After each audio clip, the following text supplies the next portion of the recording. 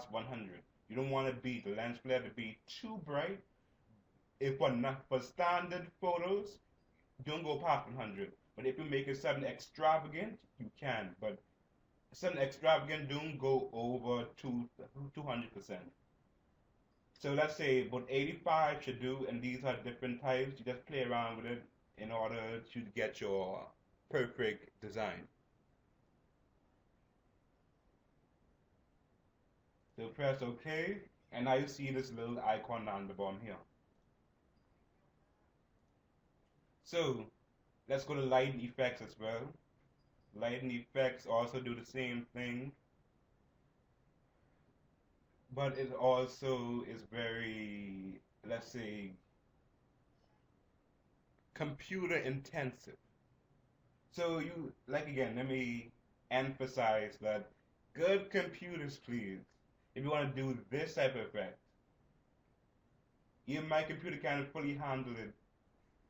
My computer can handle it right, but I'm also recording it and using other software at the current moment, so all my CPU power ain't really going on this.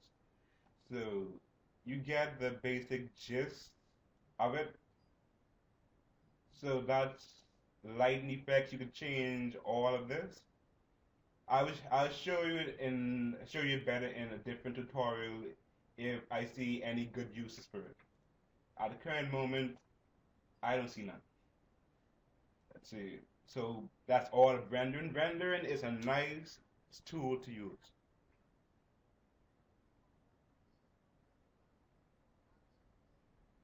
Uh-huh. So let's go back to shopping. Shopping. Let's go to shopping and let's go and see what that does. Yes, as you would see that it would actually sharpen the image. But I don't think a bunch of boxes need to be sharpened anymore, but yes, it does sharpen edges. Does it really need to be sharpened? I don't know. It's a box, so it will need to be sharpened. And sharpen more. This, I just gonna tell you, this ain't really gonna show you what it really is going to be doing. But you can't really see it actually being sharpened. Nope. What if I change the boost of the radius? No. Nope, it doesn't do it. So what I'm going to tell you now is how to. I just say this. It will the sharpen tool will automatically uh, sharpen your image. Then go to okay. Then the next one called sharpen. It just sharpens your image. If your image look too plain and dull, just sharpen the image using the sharpen tool. Simple as that. So let's go to styles. Please forgive me if I said that's wrong again. That's how I call it. So ambos. Please forgive me because I do not know the right pronunciation of some of these. But y'all can see the name, hopefully. Let's look at the name. Because I cannot pronounce substance. But using this tool, you can actually do quite a lot of things. I actually use this tool. So you could change it. It actually give a nice highlight to it. So when you actually use it in different colors like this, it actually can get a nice effect out of it. Like that, you can actually start changing colors. You can start changing colors around. Change the height.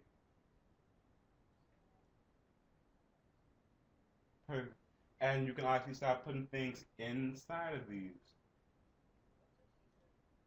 So that's what makes it so interesting. So let's say find edges. It finds the edges. It's simple.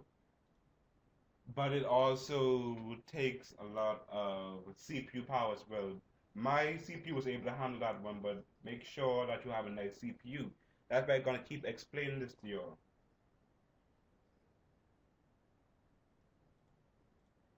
So let's see, solar solar size or solarize. That's what it is. Oh my, what is this? This could be a nice effect. Let me see the previous colors. Let's see the previous colors first. Purple, blue, and okay. Okay, I see what it is. The lighter colors get black out, but by the darker colors remain. So if I do something like this, and I put let's say dark, a dark purple there, a dark purple, and I pick the same thing, let's say, solarize.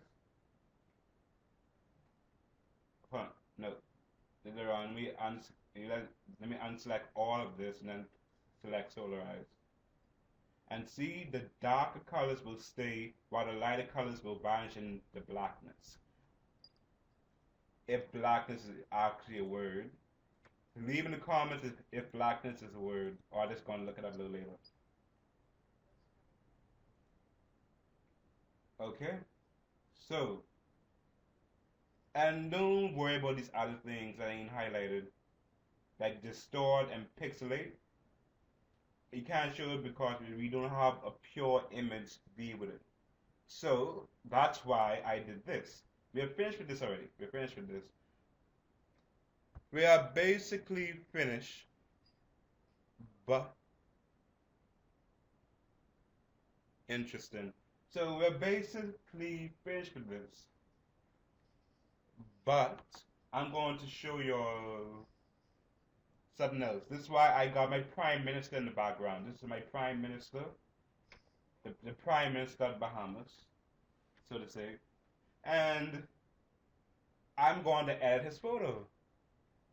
It's not lovely.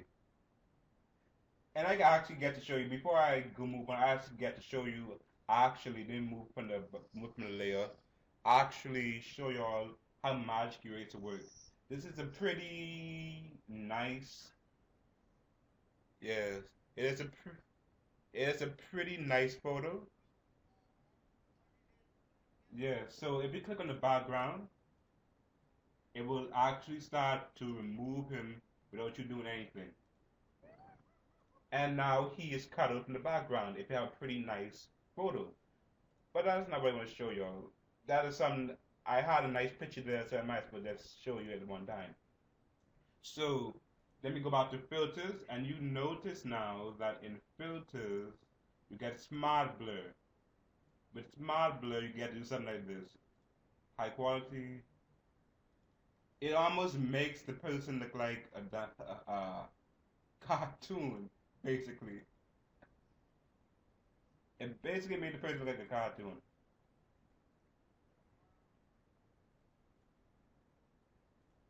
So let's see, edges only, and yep. I just love smart blurs. Smart blurs always make it look interesting. Okay, so let's go to the store. Okay, we go to this place. Sorry, the store. The spacing. Let's go to pinch. I'm going to pinch this simply.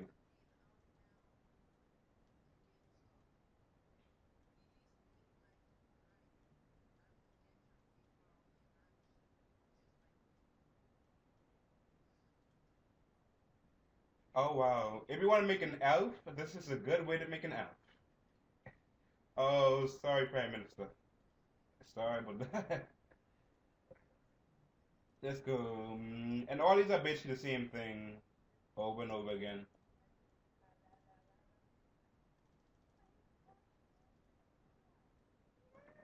This is almost like a glass, a ripples glass. You can make this into a nice design.